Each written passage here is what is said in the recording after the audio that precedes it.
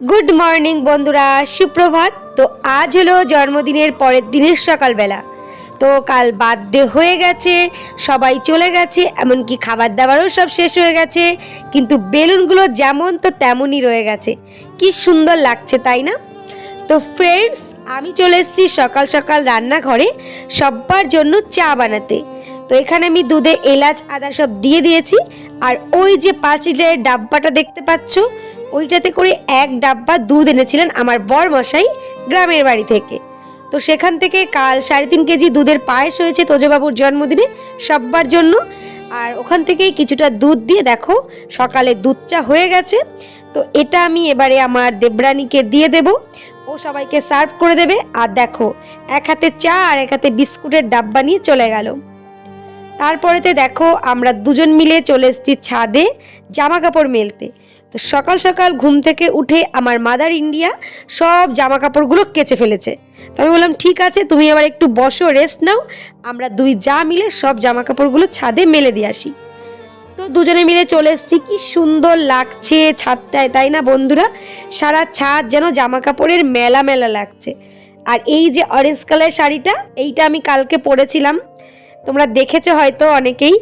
আর জানো তো, শাড়িটা পরে রেডি হয়ে যে তোমাদের সামনে একটু আসবো, একদমই কাল সময় পাইনি, এত ব্যস্ত ছিলাম বুঝতেই পারছো। মানে সমস্ত দিকটা আমাকে দেখতে হয়েছে, তো মানে একদমই তোমাদের সামনে আসা হয়নি। তো ডিরেক্ট সেলিব্রেশনের ভিডিও দিয়েই তোমাদের সঙ্গে আর কি কথা বলেছি। তো মোটামুটি জামা কাপড় দেখো প্রায় মেলা শেষ হয়ে গেছে। আর আমি আর আমার যা দুজনে মিলে গল্প করছি আর জামা কাপড় মিলছি। জানো তো বন্ধুরা, ও চলে গেলে ওকে খুব মিস করব। আর যখন আমি গ্রামের বাড়িতে যাই তখন আমি চলে এলে ও আমাকে খুব মিস করে। মানে যেহেতু আমরা দুই যা একসঙ্গে থাকি না, ও গ্রামের বাড়ি আমি শহরের বাড়িতে থাকি। আর যখন ও এখানে আসে তখন ও দুদিন থেকে যখন চলে যায় ভীষণ মন খারাপ হয় আমার। আবার ও ওখানে গিয়েও একটু একটু মিস করে। আবার ওখান থেকে যখন আমি চলে আসি তখন ও আমাকে মিস করে। মানে এরকমই আর কি। মানে আমাদের মধ্যে না আন্ডারস্ট্যান্ডিংটা খুবই ভালো আর ভীষণ ভালো ফ্রেন্ডশিপ। মানে সেটা তোমাদেরকে তো আর বলে বোঝাতে হবে না। আর আজ আমাদের ক্যামেরাকে ধরে দিয়েছে জানো, আমাদের ছোট ভাগ্নি, মানে আমাদের ছোট খুকি। তো ক্যামেরা করে দিচ্ছে আর আমরা দুজনে গল্প করছি, জামা কাপড় মেলছি। আর বলছি তুই চলে গেলে আমি একা একা খুব মিস করবো রে তোকে। তা ও বলছে হ্যাঁ দি, আমিও তোমাকে খুব মিস করব গিয়ে। অনেক দিন পর একসঙ্গে হওয়া, গল্প, খাওয়া দাওয়া, আড্ডা, মানে এগুলোকেই বেশি মিস করব। মানুষের জীবনে মায়াটা বড্ড বাজে জিনিস, তাই না বন্ধুরা? দেখো কাছে না এলে কিন্তু মায়াও বাড়ে না, বলো? তো আমরা দুজনে মিলে কি গল্প করছিলাম বলো তো? এটাই। তো চলো এইবারে চলে যাব ঘরে। সকালে ব্রেকফাস্ট হয়নি কারুর, তো ব্রেকফাস্ট করতে হবে। আর জানো তো কালকে রাতে যে ফ্রাইড রাইস হয়েছিল, অনেকটা ফ্রাইড রাইস রয়েছে। তো এই দেখো আমি এখন রান্নাঘরে চলে এসেছি। আর মাংস আছে অল্প, বাট সবার হবে না, তাই জন্য আমি এখানে রান্নাঘরে আলু কেটে কুটে দেখো আলুর দম বসিয়ে দিয়েছি। ফ্রাইড রাইস আলুর দম কম্বোটা কিন্তু দারুণ, যাই বলো, আমার তো ফেভারিট। তো যাই হোক, এবারে আমি এখন আলুর দমটা করে নেব। সেই আলুর দম দিয়েই সবাই ফ্রাইড রাইস খাওয়া হবে। আর কালকে দুপুরের কটা ভাত আছে, তো মিলেমিশে আর কি ফ্রাইড রাইস ভাত আলুর দম দিয়ে আমাদের ব্রেকফাস্টটা আমরা কমপ্লিট করব। চলো আলুর দমটা একবার তোমাদেরকে দেখাই। দেখেছো কি সুন্দর লাগছে না? তো এখানে সমস্ত মানে পেঁয়াজ, রসুন, আদা, জিরে, শুকনো লঙ্কা, টমেটো সবটা দিয়ে আলুর দমটা কষাচ্ছি। আর এই হলো রাইস। আর জানো তো বন্ধুরা, এই যে ডাব্বাটা দেখতে পাচ্ছ, এই বালতিটা ছোট মতো, এই বালতিটার এক বালতি কালকে গুড়ের রসগোল্লা আনা হয়েছিল। যখন আনা হয়েছে তোমাদের সঙ্গে একদম শেয়ার করতে পারিনি, তো মোটামুটি সবাইকে দিয়ে এই পর্যন্ত আছে। সেখান থেকে আমি ঝোলটা আলাদা কৌটায় ট্রান্সফার করে নিচ্ছি। তো এবারে চলে এসেছি সকালের ব্রেকফাস্ট। দেখো অল্প কটা রাইস, মানে ফ্রাইড রাইস, আর আছে এমনি রাইস আর আলুর দম। তো খাওয়া দাওয়া করতে না করতেই দেখো দুপুরে রান্না করতে রান্নাঘরে চলে এসেছি। কারণ কেউ থাকবে না, সবাই চলে যাবে যে যার গন্তব্যস্থলে, তাই তাড়াতাড়ি দুপুরে রান্না সারতে হবে। আর এখানে দেখো তোজবাবু আমার বোনের সঙ্গে ফোনে কথা বলছে, কত ভঙ্গিমা করে কথা বলছে, কি বলবো। মানে মামুনি তুমি কেন আসোনি, মানু ভাইকে নিয়ে এই সমস্ত আর কি মানে অভিযোগ চলছে মামুনির সঙ্গে। আর এখানে আমার মাদার ইন্ডিয়া কি করছে বলো তো? গত বছর তোজবাবুর জন্মদিনে একটা ব্ল্যাঙ্কেট দিয়েছিল মা, তো সেটা না ওই সাইডের সেলাই খুলে গেছে। তো ওটাই আমার দুই মা মিলে সেলাই করছে, মানে আমার শাশুড়ি মা ধরে দিচ্ছে, হেল্প করছে, আর মা সেলাই করছে। তো এটাই চলছে এনাদের সকাল সকাল। আর ওইদিকে দেখো তোজবাবুর গেম কাকার কোলে উঠে খেলা হচ্ছে। তো মনটা ভীষণ খারাপ আমার, জানি সবারই মন খারাপ, কারণ সবাই চলে যাবে যে যার বাড়িতে। তো অনুষ্ঠান হলেই সবাই এক জায়গায় হওয়া, আড্ডা, খাওয়া দাওয়া, গল্প, মানে হাসাহাসি, কি বলবো তোমাদের, মানে এগুলোকে মানে মিস করব, খুব খুব মিস করব। বিল ঠিক করে বলো।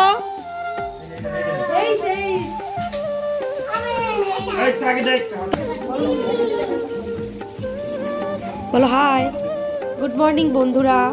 আমি সকালবেলা ঘুম থেকে উঠেছি, এখন বাজে 11টা। বলো বন্ধুদেরকে বলো, আমি 11টার সময় ঘুম থেকে উঠেছি, তার জন্য আমার জন্য কেউ কিছু রাখেনি, সবাই সব কিছু খেয়ে নিয়েছে, আমার কিচ্ছু নেই, আমি কি খাবো এবার বলো। তো ফিরে এলাম অনেকক্ষণ পর, সবাই খাওয়া দাওয়া করে নিয়েছে, তেলাপিয়া মাছের ঝাল, ডাল আর বাঁধাকপি করেছিলাম। তো ও চলে যাচ্ছে, ওরও মন খারাপ, আমারও মন খারাপ, কিন্তু কি করব বলো, দুজন দুই জায়গার পন্থী, তো চলে তো যেতেই হবে। আর এই যে আমার মাদার ইন্ডিয়া, উনিও রেডি হয়ে গেছে, আর বলছে জানো কি তোমাদেরকে, যে আমারে সবাই চেনে, এরকম বলছে।